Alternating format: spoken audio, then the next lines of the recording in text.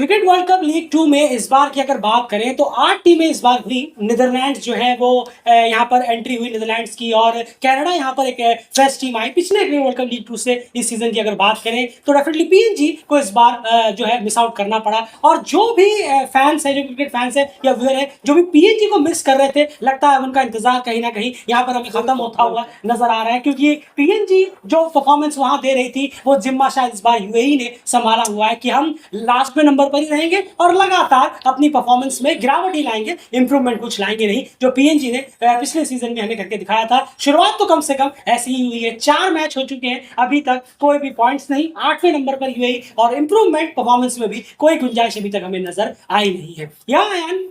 बहुत सारी चीजों पे सवाल भी लगातार उठते हैं। वृत्या अरविंद को स्क्वाड में नहीं लिया गया, राहुल खान इस बार नहीं थे। वृत्या अरविंद को क्या सोचकर नहीं लिया गया वो समझ में नहीं आया। स्क्वाड जब आई थी तभी ऐसा लगा कि स्क्वाड जो है वो कहीं ना कहीं बड़ी T20 फेवरेट ज्यादा नजर आ रही है बजाय लॉन्गर फॉर्मेट के, और शुरुआत जो है कम से कम उसकी बहुत ज्यादा खराब यहाँ पर हुई है। कई सारे प्लेयर्स जो है बड़े अच्छे खासे रेस्टिंग मोड पर थे, उन्हें लगा कि जरूरत नहीं है हमें नाइविया में जाकर उन मैचेस में पार्टिसिपेट करने की जो ये साइड लगातार खेल रही थी, और जब वो आए तो उनकी परफॉर्मेंस कहीं ना कहीं जो कहानी है वो बयां कर रही है कि 106 रन के अंदर उनके यूएई के ओडीआई इतिहास का छठा सबसे लोएस्ट टोटल है ये, जो आज वो बंडल आउट हुए हैं यूएसए के सामने, जहां पर यूएसए ने क्रश कर रख दिया पहले नामीबिया को और आज यूएई को। एंड क्या कहेंगे यूएई की परफॉर्मेंस के बारे में? नंबर्स वगैरह तो चलता रहेगा।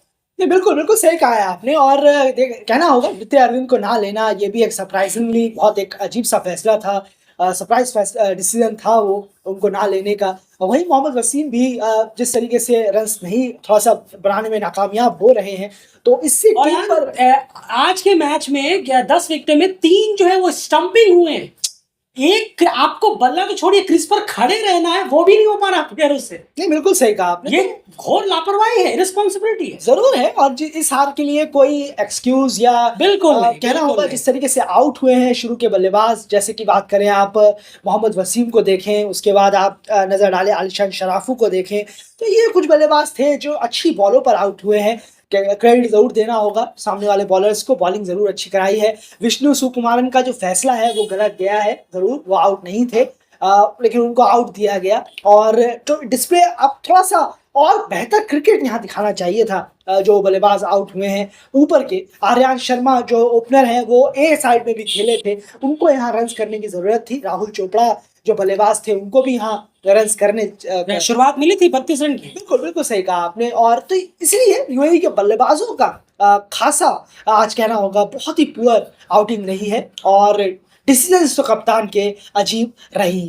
बिल्कुल सही कहा आपने, और स्क्वाड में ही कहीं ना कहीं डिस्टेंस थे, और आज जो परफॉर्मेंस करने की बारी आई कम से कम पहले मैच में हमें बिल्कुल भी देखने को नहीं मिली, और ये लगातार चौथी हार है यूएई की क्रिकेट वर्ल्ड कप लीग 2 में। अगर हम बात करें 4 मैच, जबकि मैंने गलत कहा 3, 4 जो है वो स्टंप आउट हुए हैं, यानी स्टंपिंग के शिकार हुए हैं। तो डेफिनेटली अपने क्रीज पर अपने पैर भी जमाने में प्लेयर जो है वो नाकामयाब रहे। आज की अगर बात की जाए परफॉर्मेंस की, पूरा बैटिंग कार्ड आप देख ही रहे, जहां पर टॉप स्कोरर जो है वो आर्यन शर्मा 31 और राहुल चोपड़ा 32, और उसका अली नासिर 23 रन बनाकर यहाँ पर आउट हुए। बस यही 3 कॉन्ट्रीब्यूशन मेजर रहे जिनकी वजह से गाड़ी 100 भी पार कर पाई, वरना डबल डिजिट में हमें यूएई आज ऑल आउट हुई नजर आती। बॉलिंग डिपार्टमेंट की तरफ एंड चले यहाँ पर यूएसए के क्लियरली, तो सौरभ नेतुरकर और Jasdeep Singh out and out outstanding bowling इनकी रही है आज की डेट में। बिल्कुल बहुत बहुत शानदार रही है। और जिस लाइन और लेंथ पर बॉलें रखी हैं, दिक्कत जो डाउट वाली लाइन होती है बल्लेबाजों के लिए, जहां बैट्समैन को बिल्कुल अच्छा नहीं लगता, वो 4 से 6 मीटर वाली जो लाइन है वो बहुत अच्छी रखी। कंफ्यूज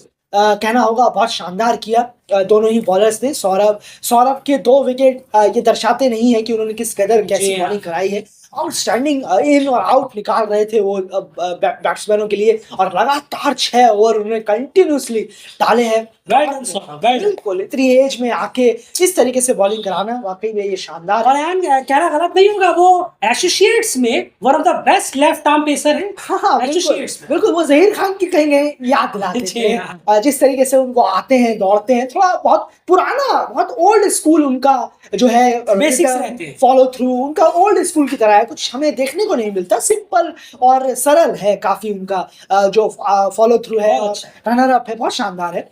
और और वहीं जैसी सिंह ने जो स्टंप्स को हिट किया है, लेंथ बॉल काफ़ी अच्छी रखी है, ज़्यादा स्लॉट में नहीं, ज़्यादा शॉर्ट बॉल नहीं, बहुत अच्छा गुड एरिया में, गुड लेंथ पर जो परेशान किया बैट्समैनों को, वो काबिल तारीफ रहा। और स्पिनर्स ने यहाँ पर चिप इन किया।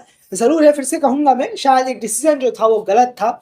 विष्णु सुकुमारन का जो आउट दिया गया, उन्हें कॉट दिया गया, जी वो आउट थे नहीं, वो कहीं से भी आउट नहीं थे, लेकिन ऐसा फैसला लिया तो लिया गया है। पर बाकी जो बल्लेबाज थे उनको अयान अफजल खान, बासिर हमीद क्या करने की कोशिश कर रहे थे, ये वही जानते हैं। बिल्कुल, मोहम्मद वसीम के बारे में अगर बात करें, एज अ कैप्टन ये उनका 23वां मैच था ओडीआई में एज अ कैप्टन, और उसमें सिर्फ 6 जीतने में वो कामयाब हुए हैं। ये रिपोर्ट भी किसी भी सूरत में उनके फेवर में जा नहीं रही है, परफॉर्मेंस में इंप्रूवमेंट हमें नहीं दिख रही है, और एज अ कैप्टन उनके नंबर्स बद से बदतर हो रहे हैं, जहां पर सिर्फ 22-23% का विनिंग परसेंटेज उनका आकर बैठता है, जो कि इतने सारे मैचेस करने के बाद डेफिनेटली बहुत ही ज्यादा हॉरिबल नंबर्स ये उनके एज अ कैप्टन हो जाते हैं। उसके बाद चेस की यहाँ बात करें यार, डोमिनेटिंग चेस रहा है। आज एंड्रयूस ग्यूस को यहाँ पर लिया गया, और जो शुरुआत दोनों ओपनर्स ने दिलाई वो धमाकेदार रही, और फिर जो एंड्रयूस ग्यूस ने स्टार्टिंग किया, उसके बाद फिर धीरे धीरे पटेल भी उसमें ज्वाइन करते हुए नजर आए, और क्लिनिकल 10 विकेट से यहाँ पर हराया है यूएई को। बिल्कुल क्लिनिकल, ये वर्ड बिल्कुल सही है। क्लिनिकल, आउट क्लास कर देना, ये सब इसलिए नहीं जीतों के लिए बने हुए हैं ये वर्ड्स।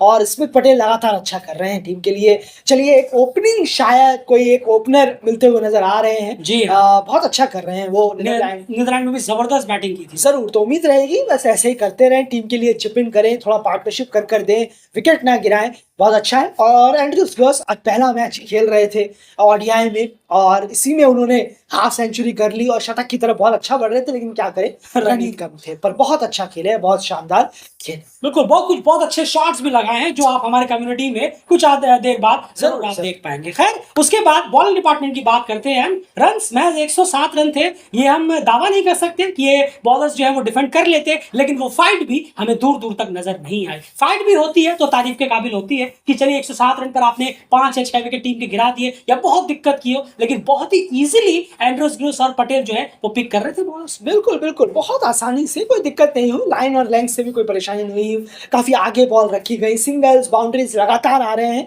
जब आपके बैट्समैनों के मुताबिक चल रहा होगे, तब आप समझ जाइए कि बॉलर्स के लिए कुछ भी नहीं। वहां पर बॉलर्स ने कोई खासा इंप्रेस किया नहीं है। जब बल्लेबाजों के जहां बल्लेबाज चाहता है वहां रन आ रहे हैं, तो बॉलर्स पूरी तरीके से उस दिन फ्लॉप रहे हैं। यूएई एज अ टीम पूरी आज फ्लॉप नजर आई है अपने फर्स्ट डे आउट में काफी दिनों के बाद। बिल्कुल सही कहा आपने, क्योंकि शुरू में जो 3 मैच यूएई ने खेले थे उसमें मैच जरूर हारे, वो बहुत सारी गलतियां रही, लेकिन इतना बुरा नहीं लगा कि हर फैक्टर में सेक्टर में वो खराब हुई हो, खत्म। जी हाँ, लेकिन इस बार आज जो हम बात करें, हर सेक्टर में, हर एरिया में जो टीम वर्क, यहाँ तक कि स्क्वाड सिलेक्शन में भी टीम ने बहुत बड़ा लूप होल किया है, जिसके बारे में इससे पहले भी कम्युनिटी में आपके सामने डिजास्टर रखा था। बहुत डिजास्टर शो है, 4 में 4 हार यहाँ पर हुई है। इस तरह से डेफिनेटली परफॉर्मेंस से काम नहीं चलने वाला, परफॉर्मेंस का बार और उठाना पड़ेगा, बेहतर करना पड़ेगा, क्योंकि जो कॉम्पिटिशन है इस क्रिकेट वर्ल्ड कप लीग 2 में वो जानदार नजर आ रहा है। जो पिछली बार पीएनजी के नाम पर लूप होल सब टीमों को मिला था, वो लूप होल यहाँ पर बिल्कुल भी नजर नहीं आ रहा। इनफैक्ट यूएई का हाल फिलहाल बड़ा खस्ता है कि वो लगातार 4 मैच के बाद 8वें नंबर पर अभी भी बने हुए। फिलहाल इस एनालिसिस में इतना ही। बने रहिए डेली क्रिकेट चैनल के साथ।